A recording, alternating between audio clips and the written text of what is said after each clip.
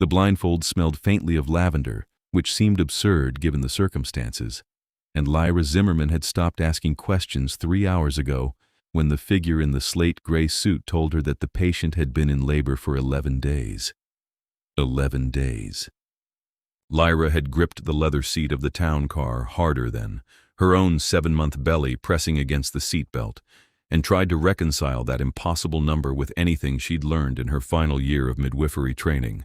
No human woman could labor for 11 days and survive. The car's windows were blacked out completely, the glass so dark she couldn't even see shapes passing outside, and the man who'd collected her from her apartment at 3 a.m. had offered her a fee that would pay off her student loans twice over and cover her own impending maternity leave without the panic that had been keeping her awake most nights. She'd said yes before he'd finished explaining. She was good at her job. Everyone at the hospital said so, but she was still technically a student, and her bank account reflected that reality with brutal clarity. Her ex-boyfriend had left 4 months ago, right after she'd told him about the baby, and Lyra had learned to swallow pride like medicine. The car turned sharply and began to descend, the change in pressure making her ears pop. Underground then. The blindfold had been presented apologetically but firmly once they'd left the main roads, and Lyra had tied it herself rather than let a stranger's hands near her face. She was desperate, not reckless, though the line between the two had grown thin lately. "We're nearly there, Miss Zimmerman," the man said. His voice was smooth, accentless, the kind of neutral tone that suggested careful education. "I should prepare you. The patient is not human." Lyra's hands went still in her lap. "What?" "She's vampire, nobility. The child will be as well, if it survives." He paused, and Lyra heard the soft sound of papers being gathered. "Vampire births are extraordinarily rare, perhaps 1 every century or 2 in this city. The court has no living midwife with experience in such matters.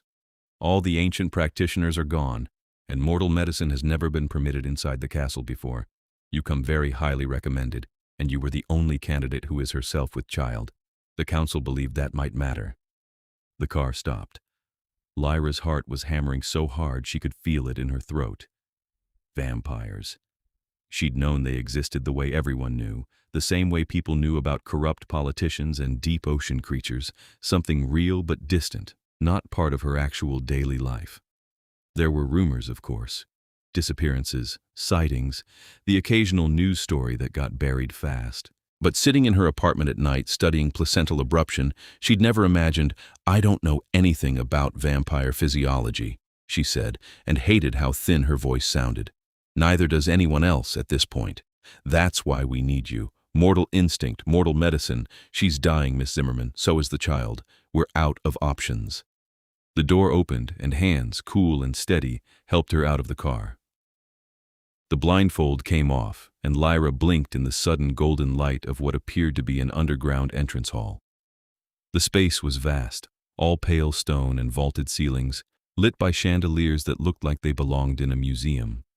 The air smelled old, like libraries and wine cellars. A woman stood waiting, and Lyra's breath caught. She was impossibly beautiful in the way of things that weren't quite human, her skin so pale it nearly glowed in the warm light, her hair a sheet of white silk down her back. She wore modern clothes, tailored trousers and a soft sweater, but she stood like a queen. "I'm Seraphine," the woman said, and her voice carried centuries in its undertone. "My sister is the one dying.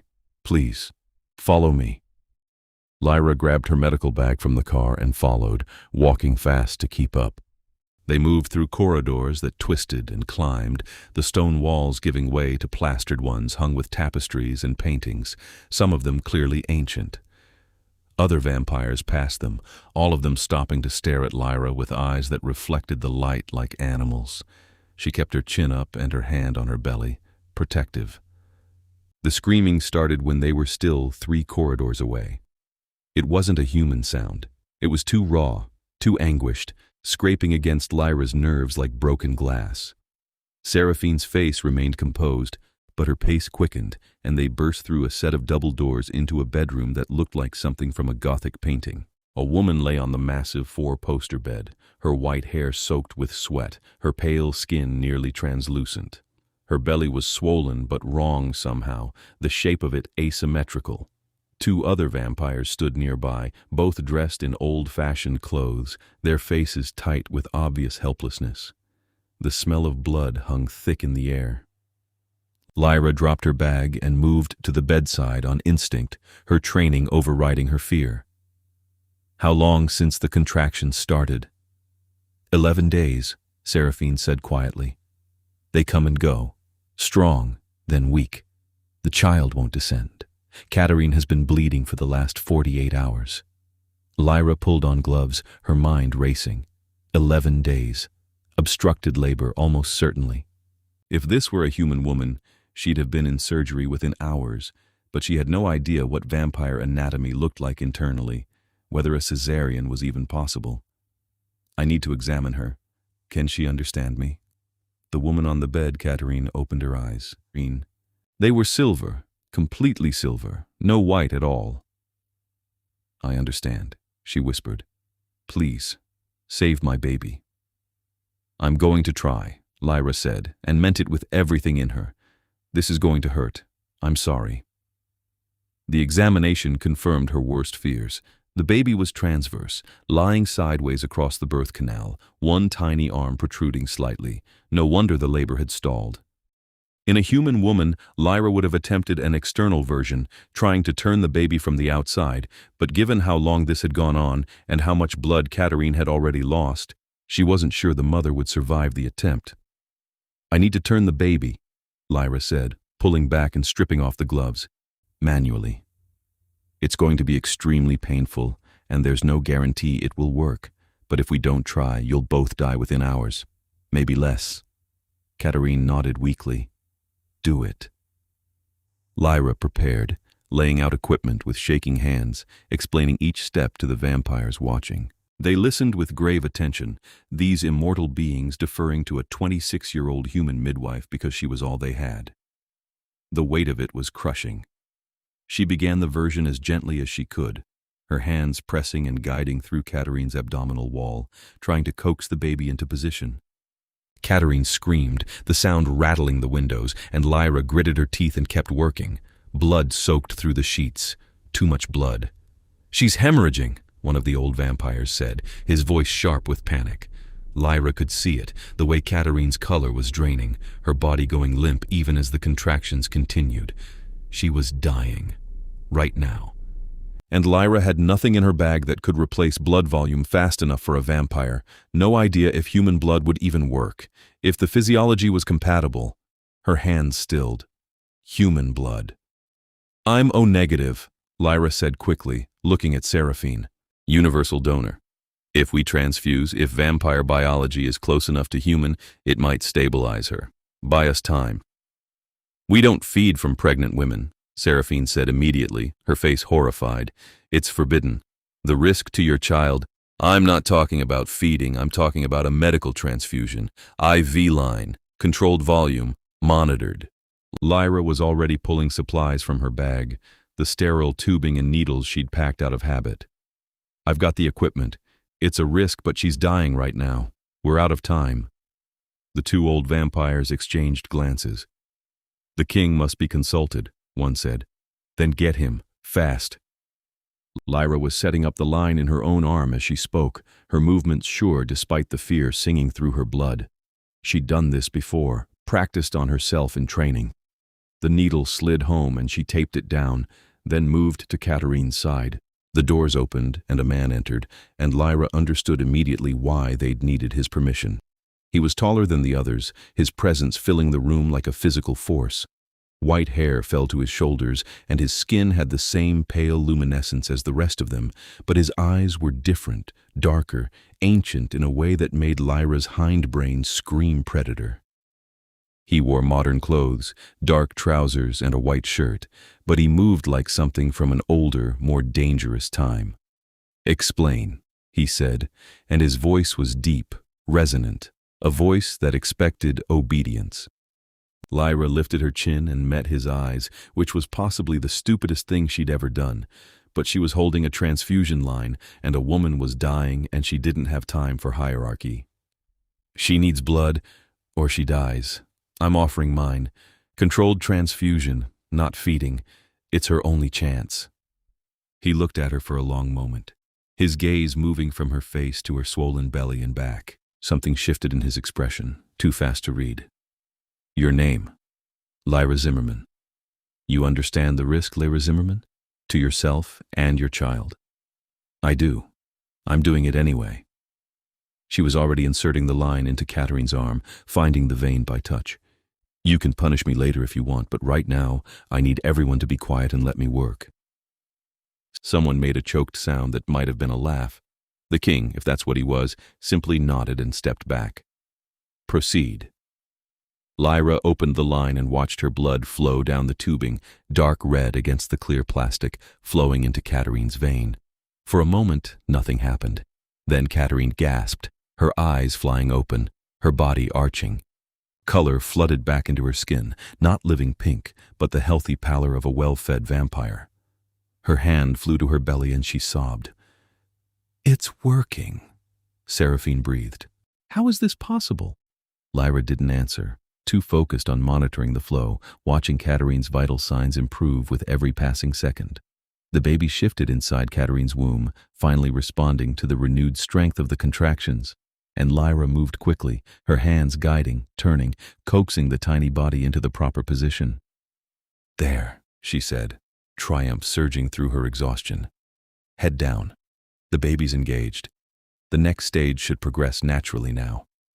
She clamped off the transfusion line and pulled the needle from her own arm, pressing gauze to the site. The room tilted slightly, and she sat down hard on the edge of the bed, breathing through a wave of dizziness. She'd given more than she probably should have, but Katerine was stable, her contractions strong and regular now, and that was what mattered. The king was beside her suddenly, his hand steadying her shoulder. His touch was cool through her sweater. "You need food, water. Someone bring—" "I'm fine," Lyra interrupted, though she wasn't entirely. "I need to stay with her. The delivery could still go wrong." "Then you'll stay, but you'll eat." He gestured and one of the other vampires disappeared, returning moments later with a tray that held bread, cheese, fruit, and a glass of water. Lyra ate mechanically, her attention on Katerine, coaching her through the contractions, monitoring progression. It took another 4 hours. 4 hours of slow, steady progress, the baby descending properly now, Katerine's body finally doing what it needed to do. Lyra's own back ached from standing, her feet swollen, her belly tight with Braxton Hicks contractions that she ignored. The king remained in the room the entire time, standing against the far wall like a silent sentinel, his dark eyes missing nothing. When the baby finally crowned, Lyra felt tears prick her eyes. "Almost there, Katerine. One more push. You're so strong. One more." Katerine screamed and pushed, and the baby slid free into Lyra's waiting hands, tiny and perfect and utterly silent. Lyra's heart stopped. The baby wasn't breathing. She cleared the airway quickly, her hands moving through the steps she'd practiced 1,000 times, rubbing the tiny chest, stimulating, willing the infant to respond. Vampire babies might be different, she didn't know, but all newborns needed breath. The baby gasped, a small hitching sound, and began to wail. The relief was so intense Lyra nearly dropped her. She wrapped the baby, a girl, in the soft blanket Seraphine handed her, and passed the bundle to Katerine, who was crying openly now, clutching her daughter with shaking hands. "She's perfect," Katerine whispered. "Thank you. Thank you." Lyra delivered the placenta, checked for tears, made sure the bleeding had stopped properly. Everything looked good, impossibly, miraculously good. She cleaned up with the last of her energy, disposing of the medical waste, packing her supplies. Her hands were shaking with exhaustion. "You saved them both," Seraphine said quietly, her silver eyes bright. "No one has accomplished such a thing in my lifetime. You have the gratitude of our house, Lyra Zimmerman." Lyra managed a tired smile. "I'm just glad it worked. I was improvising most of that." "Improvising," the king repeated, and now there was definitely amusement in his voice. "You created a new medical protocol out of mortal stubbornness and your own blood, and you call it improvising." "I call it Tuesday," Lyra said, which was a lie because nothing about this was remotely normal, but she was too tired to be diplomatic. "I should go." You'll need to monitor them both closely over the next few days. Watch for infection. Make sure feeding is established properly. I can write down instructions. You'll stay, the king said, and it wasn't a request. You're dead on your feet and you've lost a significant amount of blood. You'll be given a room, food, rest. In the morning, we'll discuss next steps. Lyra wanted to argue, but the room was spinning now, her vision graying at the edges. She felt the king's hand on her arm again, steadying, and then she was being lifted, carried, which should have terrified her, but instead felt oddly safe. She tried to protest, but the words wouldn't come. Rest, the king said quietly, and his voice seemed to come from very far away. You're under hearth protection now. No harm will come to you here. Lyra's last thought before sleep took her was that she'd just bet her life and her unborn child's life on the word of a vampire king, and she didn't even know his name. She woke to sunlight filtering through heavy curtains, which surprised her. Underground castles shouldn't have windows. She sat up slowly, taking stock. The room was beautiful, all dark wood furniture and soft fabrics, the bed she'd slept in larger than her entire apartment bedroom. Someone had removed her shoes but left her otherwise dressed. Her medical bag sat on a chair nearby. A covered tray waited on the bedside table, and when she lifted the dome, she found warm food, eggs, toast, sliced fruit, tea. She was starving. She ate everything, then used the adjoining bathroom to wash her face and attempt to make her hair less chaotic. Her reflection showed exhaustion, but she'd seen worse. The bandage on her arm where she'd inserted the IV line was clean and professionally done. Someone had tended to her while she slept. There was a soft knock at the door. "Come in," Lyra called. Seraphine entered, looking immaculate in tailored black trousers and a cream blouse. "You're awake. Good. How do you feel?" "Like I gave blood and delivered a baby after 3 hours of sleep," Lyra said honestly. "How's Katerine? The baby?" "Both thriving. The baby is feeding well. Katerine's strength is returning." Seraphine moved to the window, pulling the curtain back slightly. Beyond the glass, Lyra could see a courtyard, gray sky above. They were above ground then, in a different part of the castle. "You've caused quite a stir. The court is in an uproar. Half of them are calling you a miracle worker. The other half wants you executed for the crime of bringing mortal medicine into vampire space." Lyra's stomach dropped. "Executed? They won't succeed. The king has declared you under hearth protection, which is absolute.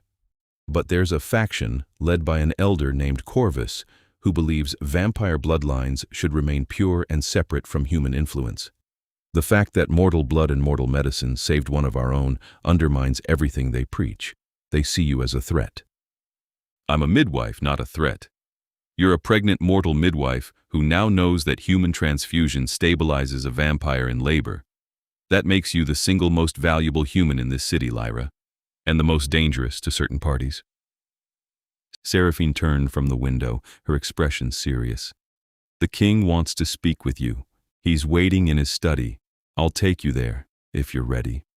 Lyra wasn't remotely ready, but she nodded anyway. She followed Seraphine through corridors that were different from the ones she'd seen last night, these ones filled with windows that looked out onto the courtyard, and beyond it, a snow-covered garden. It was winter outside, the sky heavy with clouds. How long had she slept? "It's been 14 hours, Seraphine said, reading her expression. "You needed the rest. Your child is well, I assume. You would feel it if something was wrong." Lyra put a hand on her belly, feeling the reassuring flutter of movement. "He's fine. Active, actually. I think he's hungry again." "He?" "I don't know for sure. I just think of the baby as he." Lyra smiled despite her nervousness. "Probably wrong. I've been wrong about everything else lately." "You weren't wrong last night," Seraphine said quietly. "You were extraordinary." The study was smaller than Lyra had expected, lined with bookshelves and dominated by a large desk covered in papers. The king stood at one of the windows, his back to them, his white hair loose around his shoulders. He turned when they entered. "Miss Zimmerman, thank you for coming." He gestured to one of the chairs facing the desk. "Please, sit. Seraphine, privacy, if you would." Seraphine inclined her head and left, closing the door softly behind her. Lyra sat, trying not to fidget under the weight of the king's attention. In the daylight filtering through the windows, he looked both more and less human. The beauty was still there, sharp and inhuman, but there were shadows under his eyes that suggested even vampires could be tired. "I don't know your name," Lyra said, because the silence was stretching and someone had to break it. "Phineas Constantine," he said, a faint trace of amusement in his voice. "I should have introduced myself last night. Forgive the oversight. You were busy trying to decide if I was going to kill your noblewoman with my crazy human ideas. I was trying to decide if I could trust you. I decided I could, which was either wisdom or desperation." He sat down behind the desk, his movements fluid. "You've created a problem, Lyra Zimmerman." "So I've heard. Apparently I'm a threat to vampire purity or something. You've proven that mortal medicine can achieve what ours can't. That's more than a threat to purity. It's a threat to the entire power structure of the old guard. If mortals can do what we can't, if we need you, then the hierarchy shifts. Corvus and his faction won't tolerate that." Lyra's hands tightened on the arms of the chair. "So what happens now? You said I was under hearth protection. What does that mean?" "It means you're under my personal protection. Anyone who harms you answers to me directly. It's an ancient law, rarely invoked but absolute." Phineas leaned back in his chair, studying her. "It also means you can't leave the castle without my permission, not until the threat is neutralized. I'm a prisoner. You're a guest who can't leave. There's a distinction. Not from where I'm sitting." Lyra felt panic rising in her chest. "I have a life outside this castle, a job, an apartment, bills to pay. I can't just disappear. Your hospital has been told you've been hired for an extended private case. Your rent has been paid through the end of the year. Your student loans have been cleared." Phineas said it calmly, as if he was discussing the weather. "I took the liberty. You're welcome to verify, but I think you'll find everything has been handled." Lyra stared at him. "You paid off my student loans." "I did. That's over $200,000. I'm aware. You can't just—" She stopped because apparently he could. He had. Her mind was reeling. "I didn't agree to this. You can't buy me." "I'm not buying you. I'm compensating you for the service you've provided and ensuring you're free to continue that service without the distraction of mortal financial concerns." He leaned forward, his dark eyes intent. "You saved 2 lives last night, Lyra, Katerine and her child. In doing so, you've opened a door that's been closed for centuries. I want to keep that door open. I want to bring mortal medicine into vampire care, create protocols, train practitioners. I want you to lead that effort. I'm not even licensed yet. I'm still in training. You have more practical knowledge than anyone in this castle. License or not, you're qualified." He paused. "I'm asking you to stay, not as a prisoner, as a consultant, a medical director, if you will. You'll be paid, of course. Well paid. And protected." Lyra wanted to say no. Everything about this was insane. But she thought about her apartment, small and cold and lonely, about the hospital where she was just another student, about the bills that had been drowning her. And she thought about Katerine's face when she'd held her daughter, the gratitude in Seraphine's voice. "How long?" she asked. "As long as it takes to establish the program. 6 months, a year, however long you're willing." Phineas's expression softened slightly. "I know this isn't what you signed up for. I know it's asking a great deal, but you'd be saving lives, Lyra. Vampire lives, yes, but lives nonetheless. And you'd be safe here, you and your child both. Safe from the faction that wants me dead. Safe from everything. Hearth protection extends to your child as well. No harm will come to either of you within these walls." He said it with such certainty that Lyra almost believed him. She looked down at her hands, at the small bump of her belly beneath her sweater. Her son, or daughter, whoever they turned out to be, deserved safety. Deserved a mother who wasn't constantly stressed about money and bills and how she was going to manage alone. And if she was honest, the work itself called to her. The challenge of it. The importance. "I want to see Katerine and the baby," she said finally. "Make sure they're really okay. Then I'll give you my answer." Phineas stood nodding. "Of course, follow me." He led her through the castle himself, pointing out landmarks as they walked.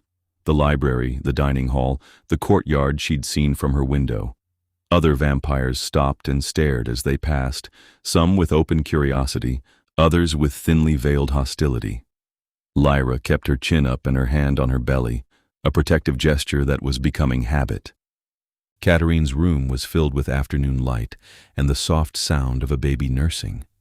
Katarine sat propped against pillows, her daughter in her arms, looking tired but radiant.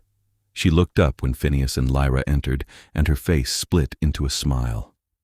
"Lyra, they told me you were resting. Come meet her properly. My Nadia." Lyra approached the bed, her professional eye automatically assessing. Katarine's color was good. The baby latched correctly. No signs of distress or complication. "She's beautiful. How are you feeling?" "Sore, exhausted, happier than I've ever been." Katarine looked down at her daughter with such tenderness that Lyra felt her throat tighten. "I owe you everything. We both do." "You don't owe me anything. I was just doing my job. You were saving my life with your own blood. That's more than a job." Katarine's silver eyes met Lyra's. "Seraphine told me there's talk of you staying, helping establish vampire obstetric care. Please say you will. There are others like me too afraid to try because we've lost so many before. You could change that." Lyra looked at Nadia, tiny and perfect in her mother's arms, and thought about all the other babies who'd never taken a breath because no one had known how to help them. "I'll stay," she said, and felt the words settle into certainty. "For as long as I'm needed." Phineas, standing by the door, inclined his head slightly. "Thank you." The first month was chaos. Lyra moved through it in a blur of activity, setting up a medical room in one of the castle's unused chambers, cataloging supplies, writing protocols. Phineas assigned her 2 vampire assistants, both young and eager to learn, and together they created a basic manual for vampire obstetric care, combining mortal medical knowledge with what little vampire lore still existed. The faction that opposed her made their displeasure known. Twice she found her medical room vandalized, supplies destroyed. 3 times she received threats, notes slipped under her door in elegant script promising that mortal abominations would not be tolerated. Each time Phineas dealt with it swiftly and without mercy, exiling 2 vampires and stripping a 3rd of their title. "You can't keep punishing people on my behalf," Lyra told him one evening, sitting in his study going over supply orders. Her belly was larger now, her movements slower, and she'd taken to sitting whenever possible. "I can and will," Phineas said, not looking up from the document he was reading. Hearth protection isn't symbolic, it's law. They knew the consequences when they chose to act. They're terrified of change. I understand that. Understanding doesn't mean tolerating threats. He set the paper down and looked at her, his dark eyes serious. "You're doing important work, Lyra. Work that will save lives. I won't let fear and prejudice stop that." Lyra studied him in the lamplight. She'd spent nearly every evening in his study over the past month, the 2 of them working side by side on the project. She'd learned he was patient, meticulous, and had a dry sense of humor that surprised her. She'd also learned he took his coffee black, hated bureaucracy with a passion that seemed at odds with his position, and read historical romances when he thought no one was looking. "Why do you care so much?" she asked quietly. "About mortal medicine, about this project. You're the king. You could have just paid me and sent me away." Phineas was quiet for a long moment. "I've lived 347 years, he said finally. "I've seen empires rise and fall, watched technology transform the world in ways my younger self couldn't have imagined. And through all of it, my people have remained stagnant, proud of our immortality, our power, our separation from mortals. But that pride has cost us. We can barely reproduce. We're dying out, slowly but inevitably. If we don't adapt, if we don't learn from mortals instead of just feeding from them, we won't survive another 3 centuries. He looked at her. "You represent hope, change, the possibility that we can be more than we are." That's a lot of pressure to put on one tired midwife, Lyra said, trying for lightness. You're more than that, and you know it. Phineas's voice was soft. You're brilliant and brave and stubborn enough to argue with a vampire king when you think you're right. Those are rare qualities. Lyra felt heat rise in her cheeks. I'm not brave. I'm just practical. And stubborn, I'll give you that one. You gave your blood to save a stranger. You stayed in a castle full of vampires, pregnant and vulnerable, because you believed you could help. That's bravery, Lyra. Don't dismiss it. She didn't know what to say to that. The silence stretched between them, not uncomfortable, but weighted with something Lyra couldn't quite name. Phineas looked away first, back to his papers, and the moment passed. By the time Lyra was 8 months pregnant, 3 more vampire women had come forward requesting her care. One was in early pregnancy, terrified but determined. 2 were considering trying to conceive, wanting to understand the risks first. Lyra saw each of them, did examinations, offered what reassurance and information she could. The work was exhausting but fulfilling in a way her hospital rotations had never been. Here, she was making a real difference. Here, she mattered. Her own body was changing rapidly now, her belly large and tight, her back constantly aching. She'd started getting cravings at odd hours, wandering down to the castle kitchens at 2 or 3 in the morning for pickles, chocolate, once memorably for sardines on toast, which had made the night cook laugh until he cried. She'd run into Phineas in the corridor one of those nights, coming back from the kitchen with a plate of cookies and a glass of milk. He'd been reading in the library, he said, and had heard her moving around. Can't sleep? He'd asked. The baby's using my bladder as a trampoline and I'm hungry all the time, Lyra had said, around a mouthful of cookie. So no, not really. He'd walked her back to her room, carrying her milk, asking about her day. It had become a habit after that. He always seemed to be awake when she couldn't sleep, always appeared in the corridor or the library or the kitchen, and they'd talk while she ate whatever strange combination her pregnancy cravings demanded. You don't sleep much, do you? Lyra asked one night, sitting in the library in her pajamas and robe, working her way through a bowl of ice cream with hot sauce that would have horrified her pre-pregnancy self. Vampires need less sleep than mortals, Phineas said. He was sitting across from her, a book open in his lap. A few hours every few days is usually sufficient. That sounds lonely. He looked up, surprised. Lonely? Everyone else asleep while you're awake. No one to talk to. Lyra shrugged. I'm lonely a lot. I thought maybe you were too. Phineas was quiet for a moment. I was, he said finally. Less so, lately. Lyra felt her heart do something complicated in her chest. She focused on her ice cream, not trusting herself to look at him. They were becoming friends, she thought. Maybe more than friends, though she didn't let herself examine that too closely. He was a vampire king, immortal and powerful, and she was a human midwife with stretch marks and swollen ankles. The gulf between them was too wide to cross. But in the quiet hours of the night, sitting in the library or walking through the gardens when she needed air, it didn't feel wide at all. Her 9th month arrived with a late winter storm that blanketed the castle grounds in snow. Lyra was officially on leave from the hospital now, her graduation postponed until after the birth. Phineas had assured her that the castle had everything she'd need for a safe delivery, and he'd hired a human obstetrician to be on call, a discreet professional who specialized in high-profile clients and didn't ask questions. Lyra had her room set up the way she wanted it, all her supplies within reach, a birth plan written out. She was as prepared as anyone could be. The contractions started on a Tuesday afternoon, mild and irregular, while she was in the medical room doing inventory. She noted the time, finished what she was doing, and went to find Phineas. He was in a council meeting, she was told, not to be disturbed. Lyra left a message and went back to her room, breathing through the contractions as they came. They were still far apart, still manageable. Early labor could last hours or even days, no need to panic. By evening, the contractions were stronger, closer together. Lyra called the obstetrician, Dr. Sarah Chen, who promised to come within the hour. She also sent word to Phineas again, more urgently this time. He arrived 10 minutes later, still in his formal council clothes, his face tight with concern. "You're in labor." "Very observant," Lyra managed, breathing through a contraction that made her grip the bedpost. "Started this afternoon. Dr. Chen is on her way." "What do you need? Tell me what to do." "Right now, just stay. If you want to, you don't have to."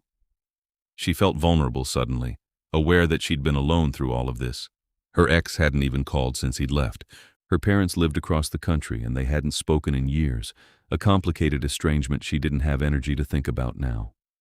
"I'm staying," Phineas said firmly. He shed his jacket, rolled up his sleeves, and came to her side. "Whatever you need, I'm here."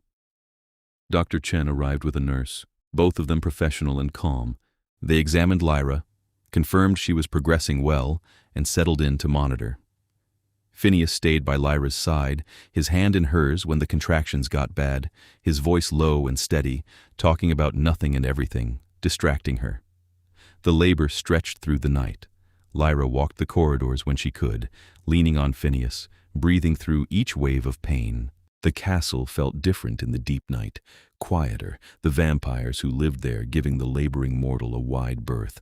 By dawn, Lyra was exhausted, the contractions relentless, her body shaking with effort. Dr. Chen checked her again and confirmed she was fully dilated, ready to push. "Almost there," the doctor said encouragingly. "You're doing beautifully." Lyra didn't feel beautiful. She felt destroyed, wrung out, terrified. But Phineas was there, his hand in hers, his face close to hers. "You can do this," he said quietly. "You're the strongest person I've ever met. You can do this." She believed him. She had to. The pushing stage was brutal. Hours of effort, her body bearing down, the pain beyond anything she'd imagined.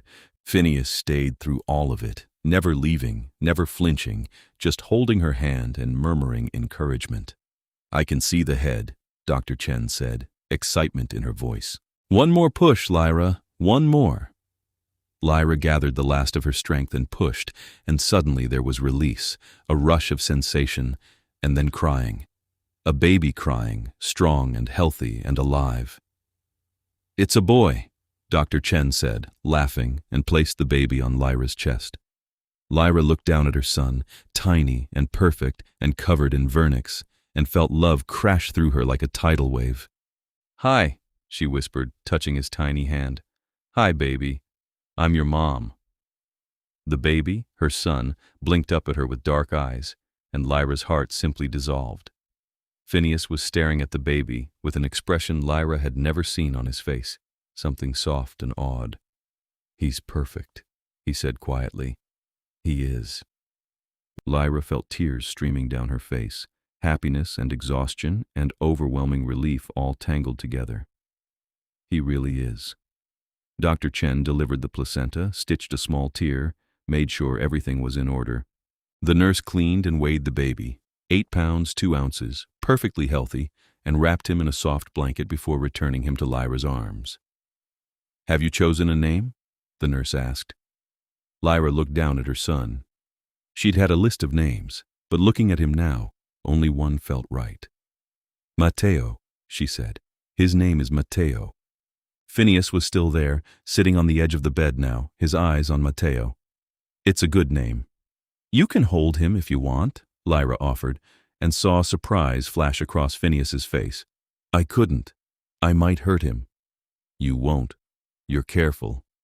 She held Matteo out, and after a moment's hesitation, Phineas took him, cradling the baby against his chest with a gentleness that made Lyra's throat tight.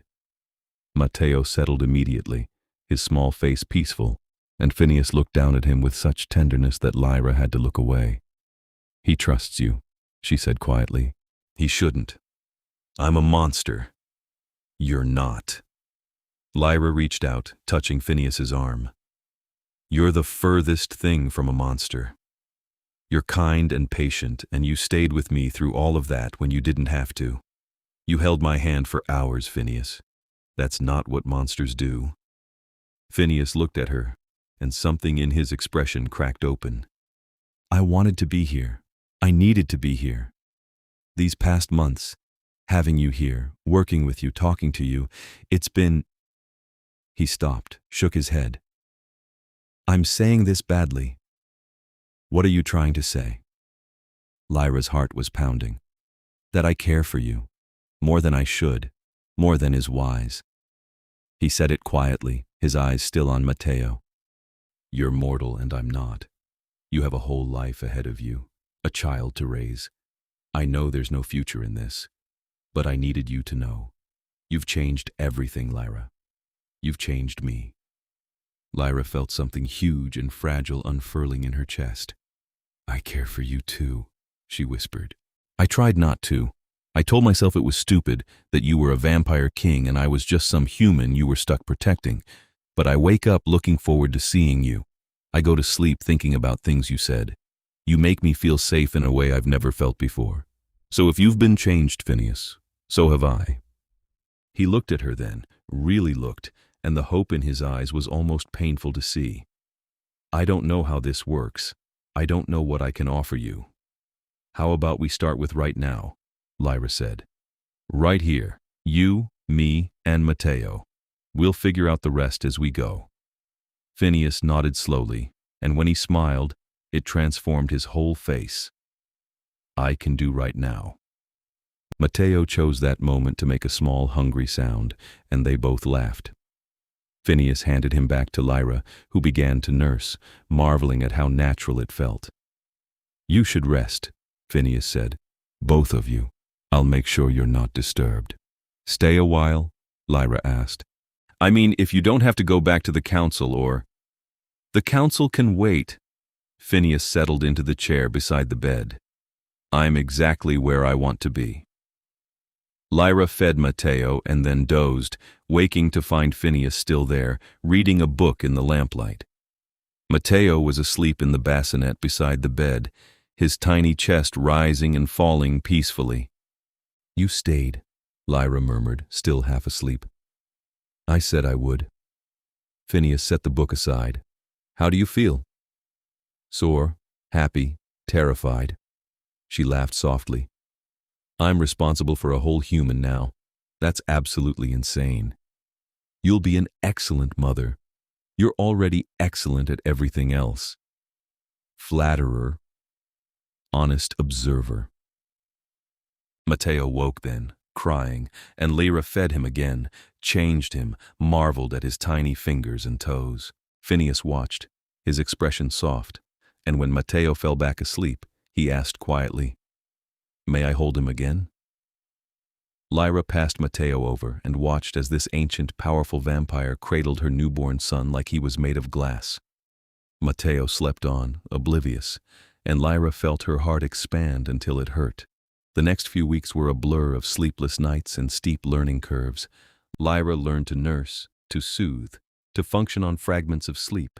Phineas was there through all of it, appearing at odd hours to hold Matteo so Lyra could shower or eat, or just sleep for an hour uninterrupted.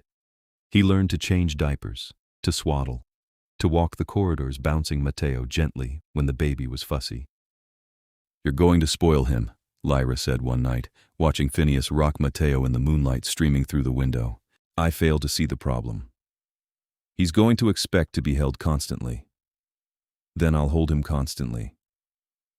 Phineas looked down at Matteo, and the love on his face was so clear it made Lyra ache. He's precious. He deserves everything. Lyra crossed the room and leaned against Phineas's side, careful of the baby. Thank you, she said quietly, for all of this, for being here. Where else would I be? Phineas's arm came around her shoulders, warm and solid despite the coolness of his skin. This is where I belong. They stood like that, the three of them, and Lyra let herself believe it. Let herself imagine a future where this wasn't temporary, where they were a family in truth and not just circumstance. The council called for her 2 months after Matteo was born. The message was formal, delivered on heavy paper by one of Phineas's assistants. The council wished to discuss the future of the vampire medical program and required Lyra's presence at the next session. It's about Corvus and his faction, isn't it? Lyra asked Phineas that evening. They were in the library, Matteo asleep in a sling against her chest. They want to shut the program down. They want to try, Phineas said grimly. They've been gathering support, arguing that mortal influence weakens vampire culture. It's nonsense, but it's loud nonsense, and some of the older council members are listening. So what do? You present your case. You show them what you've accomplished. 3 healthy births in 4 months, Lyra. That's unprecedented. 2 women currently pregnant under your care, both progressing well. You've created protocols that work, training that can be replicated. The evidence is on your side. And if they still vote to shut it down? Phineas's expression went hard. Then I invoke Crown authority and overrule them. It won't be pleasant, and it will cost me political capital, but I'll do it. This program is too important to lose. The council met in a vast chamber deep in the castle, all stone columns and vaulted ceilings that made Lyra think of cathedrals. Vampires filled the space, dozens of them, all watching as she entered with Matteo in her arms. She'd chosen to bring him deliberately, a reminder that she was a mother herself, that she understood the stakes. Phineas sat at the head of the council table, every inch the king now, his face impassive. He nodded to her as she took her place at the speaker's position, and she drew strength from that small acknowledgement. Corvus stood to present the opposition's case. He was ancient, his white hair hanging to his waist, his eyes cold and contemptuous. He spoke of tradition, of vampire pride, of the danger of allowing mortals into their most intimate spaces. His voice was compelling, his arguments crafted to stir fear. When he finished, Phineas gestured to Lyra. "The floor is yours." Lyra adjusted Matteo in her arms, took a breath, and began. She spoke of the women she'd helped, their names and their stories. Katerine, who'd been dying, and her daughter Nadia, who was thriving. Isolde, whose early pregnancy had been saved by careful monitoring and intervention. Morgana, who delivered a healthy son just last week. She presented data, outcomes, mortality rates compared to historical records. Before this program, vampire births had a 60% mortality rate, she said, letting that number hang in the air. 60%. Most of you have lost someone to childbirth, a sister, a daughter, a friend. We've lost no one in 4 months, not one mother, not one child. That's what mortal medicine offers. Not a replacement for your traditions, but a complement. A way to save lives while honoring who you are. You ask us to trust you, Corvus said, his voice sharp. A mortal with no connection to our world, no understanding of our ways.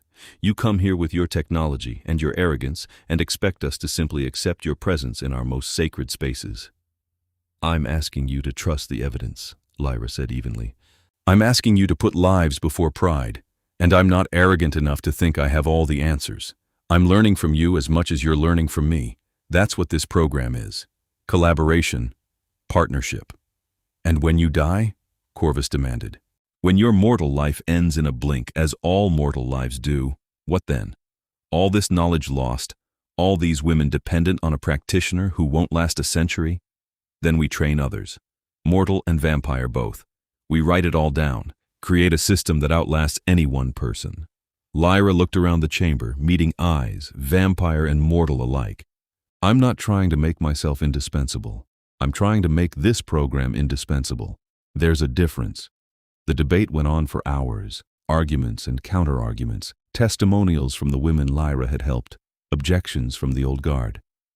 Matteo woke and fussed, and Lyra nursed him right there in the council chamber, refusing to be shamed out of the space.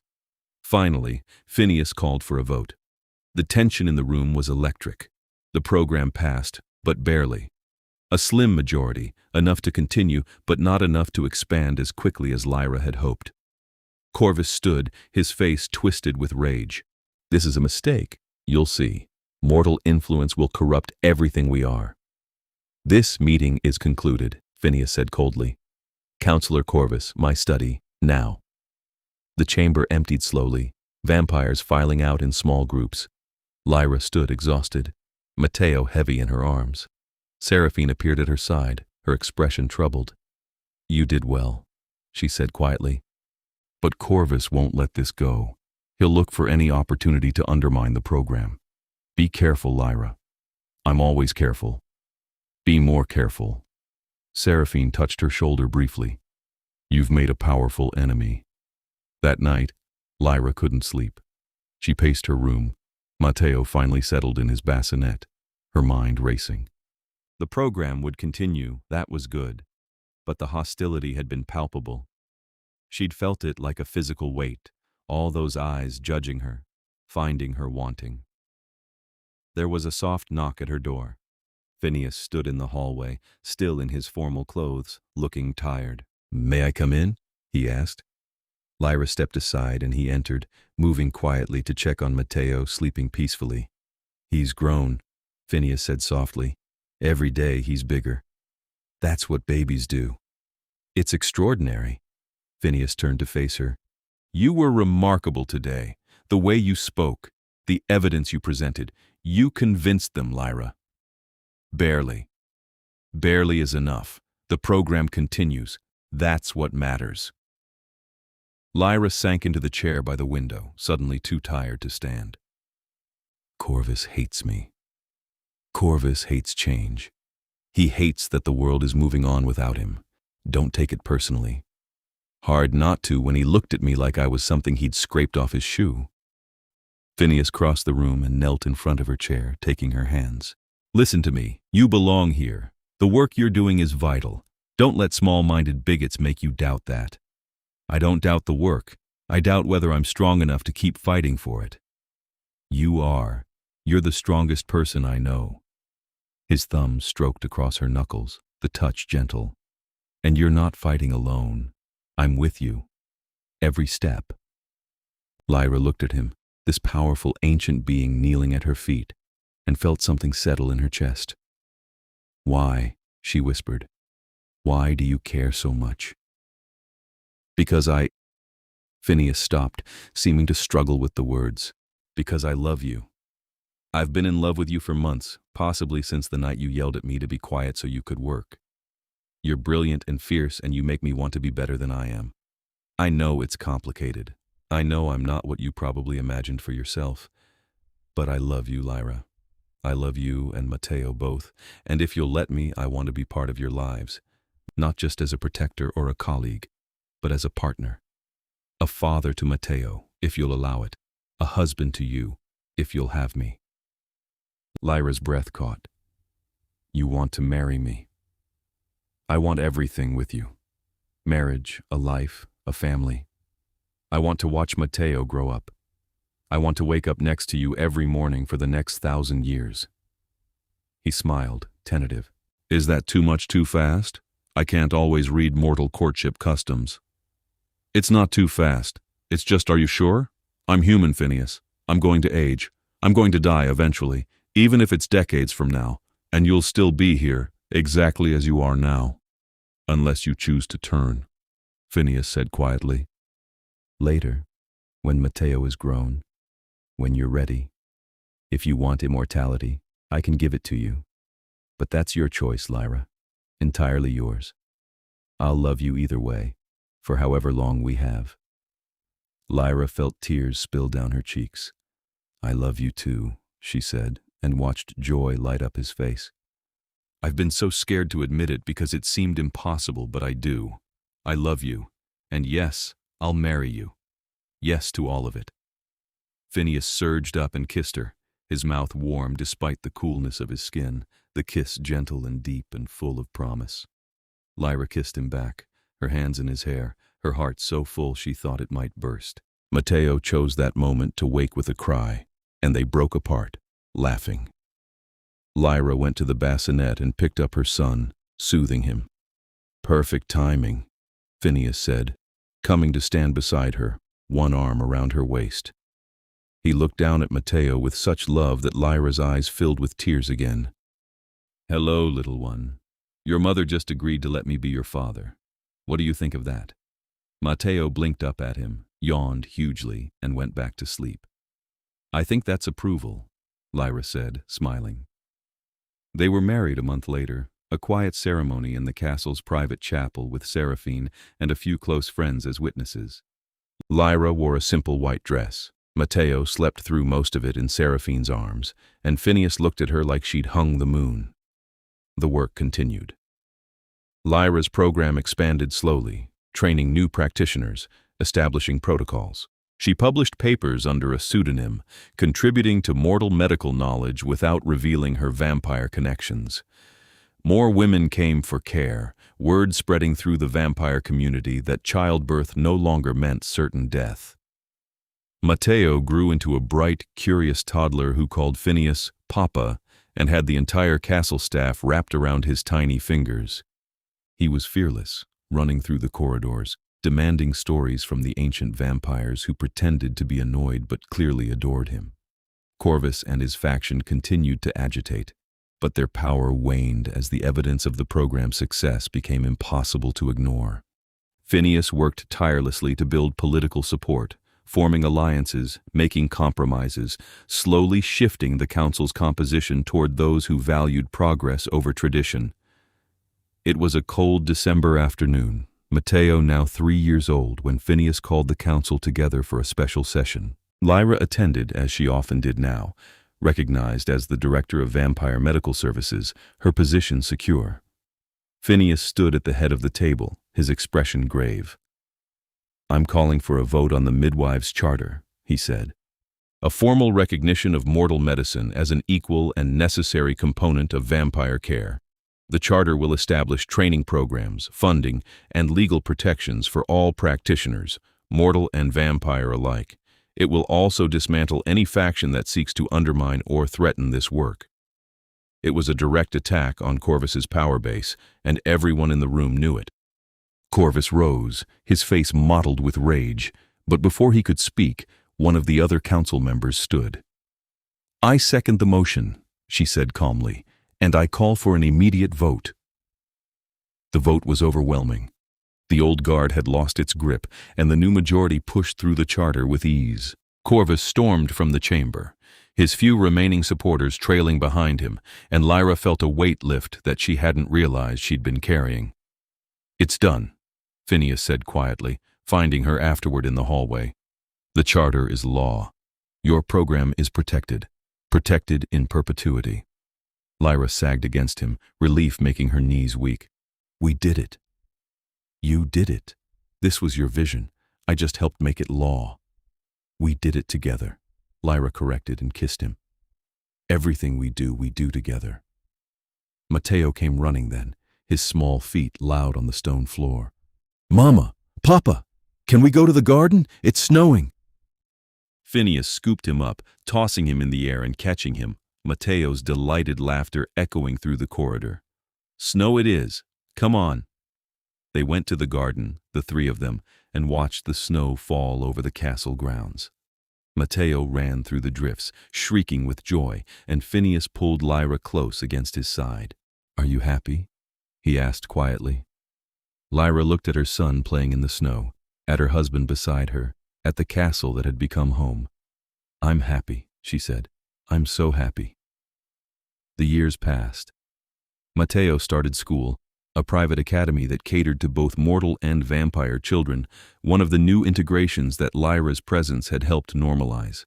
The medical program continued to grow, and Lyra trained a new generation of practitioners, her techniques becoming standard care. Katarine's daughter, Nadia, grew into a beautiful child who adored Matteo and followed him everywhere.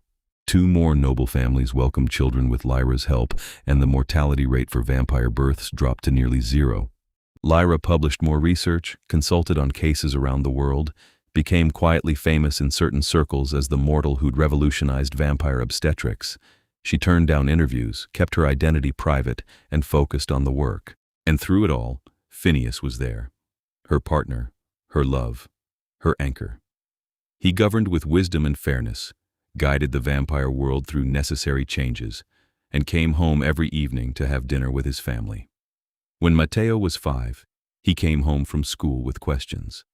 "Mama, why don't you look like the other mamas? They're all really old and you're young." Lyra and Phineas exchanged glances.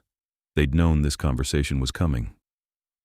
"Because I'm human," Lyra explained gently. "And humans age differently than vampires. Your papa is a vampire, and so are most of your friends' parents. But I'm human, like you. Will you get old like Grandma Chen?" Matteo had met Dr. Chen a few times, and the elderly obstetrician had become a beloved figure to him. Eventually, yes, unless I choose to become a vampire too. Matteo frowned, thinking this over. I don't want you to be old. Being old isn't bad, sweetheart. But I want you to stay with me and Papa forever. His eyes filled with tears, and Lyra's heart clenched. She pulled him into her lap, cuddling him close. How about we talk about this when you're older? I'm not going anywhere for a very long time, I promise. But that night, lying in bed beside Phineas, she brought it up. I think I'm ready, she said quietly. To turn. Not right now, but soon. Matteo's in school, he's settled. He doesn't need to nurse anymore, hasn't for years, and I want forever, Phineas. With you and him both. I want to see Matteo grow up, have children of his own maybe. I want centuries for this work. I want it all. Phineas rolled to face her, his eyes searching hers in the darkness. You're certain. Once it's done, it's irreversible. I'm certain. I've been thinking about it for months, maybe years. I want this. I want us. Forever. He kissed her then, slow and deep, and when he pulled back, his eyes were bright. Then we'll do it. Whenever you're ready. They chose a night in early spring, when Matteo was away on a school trip and the castle was quiet. Phineas had explained the process carefully. It would hurt, the transformation, and she'd sleep for days afterward while her body changed. But when she woke, she'd be vampire, immortal. Lyra wasn't afraid. She trusted him completely. They went to their room, the one they'd shared for years now, and Phineas held her close. Last chance to change your mind, he said softly. Not changing my mind. Do it. He kissed her throat, gentle, and then his fangs pierced her skin. The pain was sharp and bright, but it faded quickly into something else, something almost pleasurable. Lyra felt her heartbeat slowing, her body growing heavy, and the last thing she heard before darkness took her was Phineas whispering, I love you. Come back to me. She woke 3 days later to a world transformed. Everything was sharper, clearer, more vivid. She could hear conversations happening floors away, could smell the blood pumping through the veins of the servants in the hallway. Her body felt strong, powerful, utterly changed. Phineas was beside her immediately, his face anxious. Lyra, how do you feel? She sat up, marveling at the ease of movement, the absence of the aches and pains that had been constant companions. I feel amazing, she said, and her voice sounded different to her own ears, richer somehow. Is it always like this? It gets better. He was smiling now, relief clear on his face. You're beautiful. You were always beautiful, but now... Lyra looked down at herself. Her skin had paled, taking on the luminescent quality all vampires shared. Her hair, when she touched it, felt thicker, silkier. She felt dangerous and powerful and utterly herself. I'm vampire, she said, testing the words. You are. My vampire. My wife. My everything. She kissed him, and the kiss was different now, both of them vampire strong. The need and love between them as fierce as ever, but tempered with the knowledge that they had centuries ahead of them. Matteo came home from his school trip and adjusted to his mother's transformation with the resilience of children everywhere. Does this mean you can come to the night markets now? He asked, pragmatic. The night markets were a vampire tradition, held after dark when mortal children were home in bed. It does, Lyra confirmed, and watched delight spread across his face. The work continued, easier now that Lyra had the stamina and strength of a vampire. She could work longer hours, needed less sleep, could focus with an intensity that had been impossible before. The program expanded across multiple cities, then countries, vampire obstetric care becoming standardized worldwide. 5 years after her turning, they opened the first birthing house, a beautiful facility attached to the castle grounds. It had everything: medical equipment, comfortable rooms for laboring women, trained staff both mortal and vampire. It was everything Lyra had dreamed of, made real. The opening ceremony was a grand affair. Vampires and mortals mingled in the decorated halls, touring the facility, celebrating the achievement. Katerine was there with Nadia, now a lovely 10-year-old. Isolde brought her son, healthy and thriving. Dozens of families whose lives had been saved by Lyra's work came to honor her. Phineas gave a speech, praising Lyra's vision and dedication, and Lyra stood beside him, Matteo holding her hand, and felt gratitude so profound it brought tears to her eyes. After the ceremony, they walked through the birthing house one more time, just the three of them. Matteo ran ahead, exploring, and Lyra and Phineas followed at a slower pace, hand in hand. "You should be proud," Phineas said quietly. "Look at what you've built. All these lives saved, all these families whole because you refused to accept that things couldn't change." "We built it," Lyra corrected. "I couldn't have done any of this without you, without your support, your protection, your love. This is ours, Phineas. Together." They found Matteo in one of the birthing rooms, examining the equipment with scientific curiosity. He looked up when they entered, his face serious.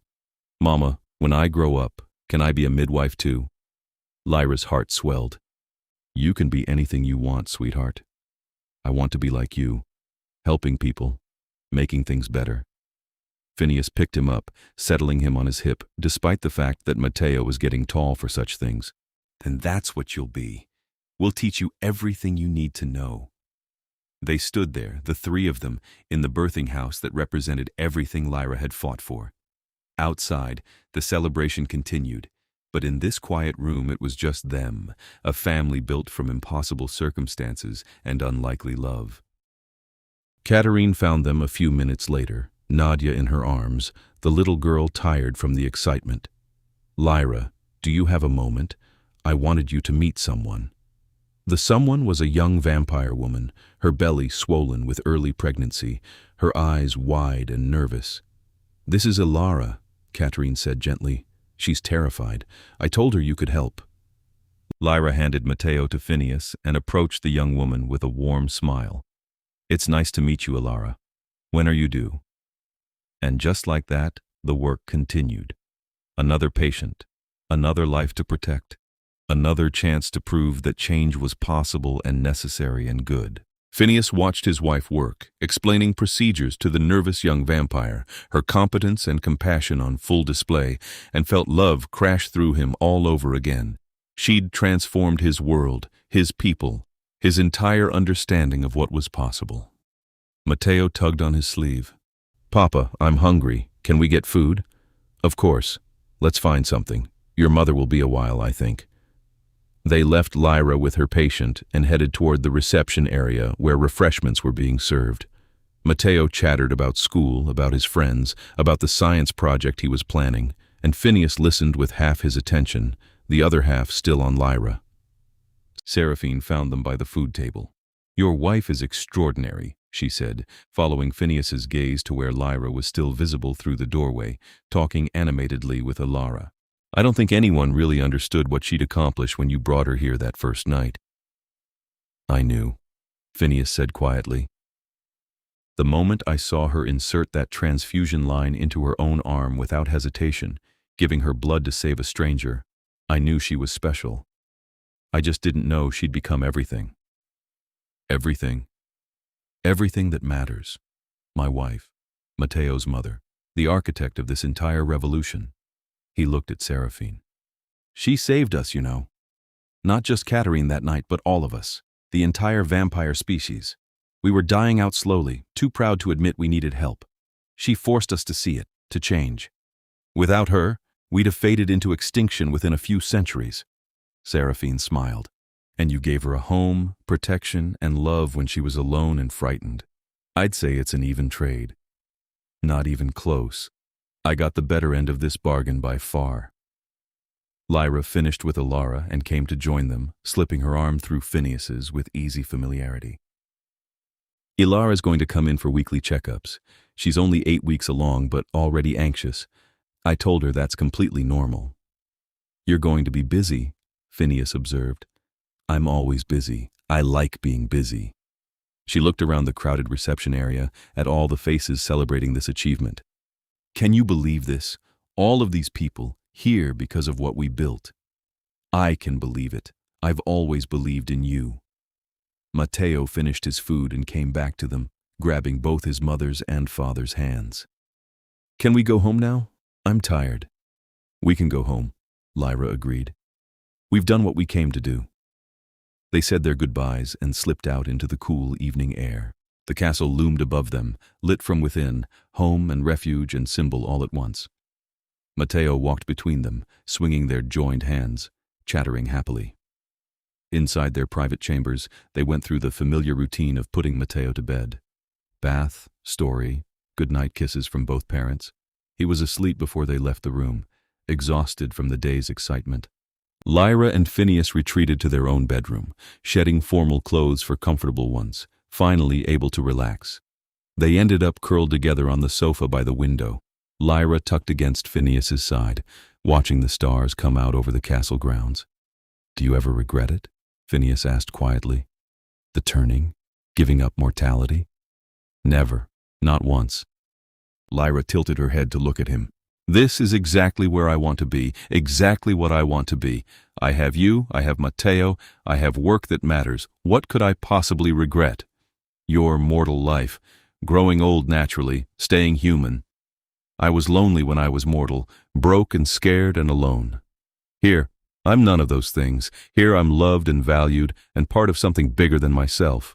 Here, I'm home." She reached up to touch his face. "You gave me that.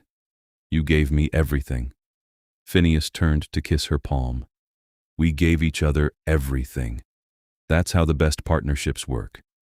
They sat in comfortable silence for a while, just being together. Outside, the castle settled into its nighttime rhythms, vampires emerging for their evening activities, the mortal staff heading home to their families.